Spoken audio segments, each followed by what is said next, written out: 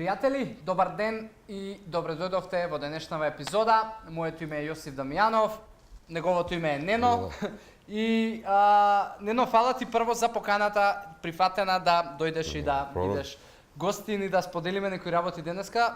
Знам дека не си нешто често присутен пред камера и телевизија, така да за било каква техничка грешка ќе ни биде оправдано и ќе ни простат.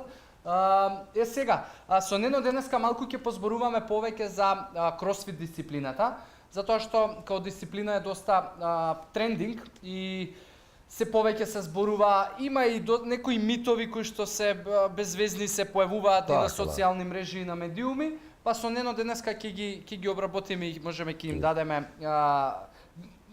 друга тежина и вистина и факти, но како и да е, Нено, пред да почнеме да зборуваме за оваа тема, прво, као што е ред, би сакал да се представиш на заедницава која што не следи и еве чисто да кажеш како еден графички дизајнер и човек кој што можеби бил влюбеник во IT индустријата, едноставно се заљубил у друга индустрија и денес е кросфит тренер. Така е. Здраво, јас сум Ненад Милошевиќ, сертифициран тренер по кросфит. Иначе со кросфитот чисто почнав да се бавам што се вика од радозналост. Чисто така да почнав, што беше интересно.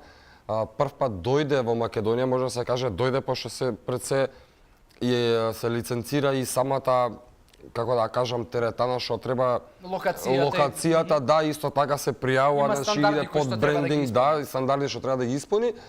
Така да прв пат се појави во Македонија 2011, така беше, да, 2011. Од 2011 септември, ја почнав октомври негде 2011, така беа првите, така да почнавме самата дисциплина, што би рекол ти, односно програмирање, односно програм за снага и кондиција, се состоеше од два олимписки спорта, олимписко кревање на тегови и гимнастика. Тие два спорта ме беа онака баш најинтересни за гледање на телевизија, кога дојдоа, што се вика, у некој си склоп на програмирање во Македонија, едноставно се заљубив и почнав да... Супер! И една друга работа која што очигледно си се заљубил да ја правиш, е да го пренесуваш тоа што ти го сакаш и на другите луѓе и да ги заразуваш и инфицираш можеби со кросфитот, но она што по мене е фасцинантно и што го зборувавме и по колата на пат наваму, е дека кажуваше дека се работи за сериозни обуки и пристап на самата кросфит федерација, да кажам. Па не е федерација, поише корпорација или не знам како иде, да. Како и да е организација. Значи организација, да, најубаво кажано организација.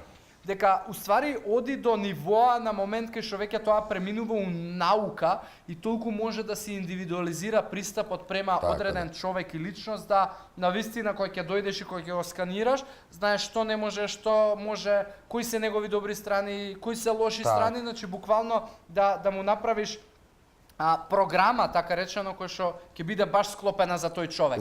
Сега, ти си на пат на таму. Сега си у моментов ниво 1, наскоро ќе бидеш ниво 2. Што во принцип значи тоа и кога почна да ти се раѓа таа љубов за да го пренесуваш знаењево на другите луѓе и да ги учиш, бидејќи и тоа е вештина. Не знаеш секој да пренесе знаење. Да, значи јас тоа не го познав у мене, тоа го познав Зоки, значи што беше главниот тренер тогаш, значи Зоран Иванов, така да он го препозна тоа у мене, па он ми кажа сакаш ли да пробаш, па ја викам не, као не знам дали сум за тоа, ваму таму. И викаме ајде да пробаме, пробавме едноставно, што се викам ме биваше, така ми кажа за тоа. Почнав, па дојде на ред, ајде сега да се сертифицираш.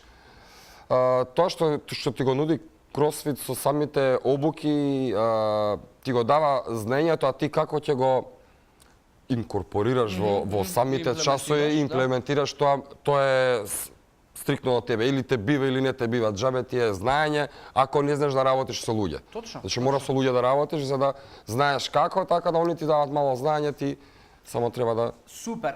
И кросфитот како дисциплина, да ја кажеме, она што мене ми се допаѓа во кросфит и аматерски сум ја практикувал на еден начин, е тоа што прво ево група, секогаш има некој подобар од тебе што те мотивира. Так. Второ е што опфаќа многу мускулни групи, опфаќа мислам многу категории на како да кажам, на физикусот од типот и сила, и не знам, издржливост, кондиција, мускулна маса, значи буквално е по мене можеби најкомплетното вежбање кое што една дисциплина може да ти го даде. Што не е конкретизирано на нешто. Иако сигурно има и наука во тоа кросфитот по она што ти ми го кажуваше. Сега, доста баш поради тоа што навистина е и захтевна, да ја кажеме, дисциплина, почна да кружат и многу и некои снимки со немили настани кои што се случиле и можеби некои одредени медиуми и особено на социјалните мрежи и фан страни можеби се обидуваа кросфитот да го представат како дисциплина на која што е пази биди внимателен, можеш да се повредиш сериозно, али тоа не значи дека на другите дисциплини не можеш да се повредиш сериозно. И што еве да речеме ти би го кажал како твое мислење на сето тоа, дали е тоа пред се вистина и зошто еве се случувало тоа? Дали е поради непрофесионалноста на можеби тренери и луѓе кои што можеби сакаат да промовираат кросфит, ама завиено као под друга конотација, као ваков тренинг, кружен тренинг, функционален и она се што денес има, или е па до луѓето кои што едноставно неправилно вежбаат, или до двете? Вака, под број 1 да го кажам, можеш само да се повредиш, односно најмногу можеш да се повредиш само ако лежиш и ако седиш. Тоа е најстрашната варијанта. Да атрофираат мускули. Да атрофираат мускули, паднеш, скршиш рака, и пријатно. Качиш килажа, од самата килажа крвна слика, така дали. Така да,